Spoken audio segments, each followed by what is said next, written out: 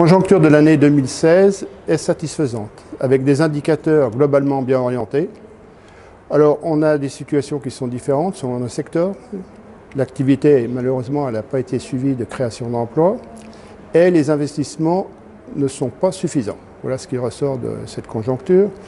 Après, si on analyse la conjoncture secteur par secteur, on va commencer par l'activité industrielle. Elle s'est raffermie, malgré un creux au troisième trimestre, avec des carnets de commandes satisfaisants et des perspectives 2017 plutôt favorables. La situation des services est stable, mais contrastée selon les branches. Et on a des prévisions qui sont assez bien orientées.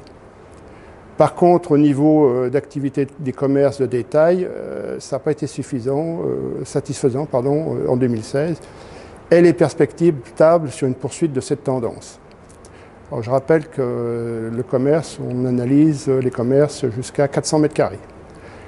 En ce qui concerne le tourisme, l'hiver 2015-2016 est stable par rapport aux hivers précédents. La saison estivale a été correcte, mais les vacances de Noël 2016 ont été difficiles. Les réservations pour février et Pâques sont bonnes. Le secteur du BTP connaît, lui, une hausse d'activité, avec des chiffres d'affaires en hausse, mais sans création d'emplois. Au niveau artisanal, la situation s'est améliorée très lentement. L'activité agricole est portée par le marché des fromages qui reste dynamique. Enfin, le nombre de demandeurs d'emploi a diminué sur un an, mais avec un taux de chômage toujours au-dessus de 7%. Alors, pour l'année à venir, les perspectives sont pour l'instant bien orientées et le moral des chefs d'entreprise est bon. Alors, la croissance, elle passe.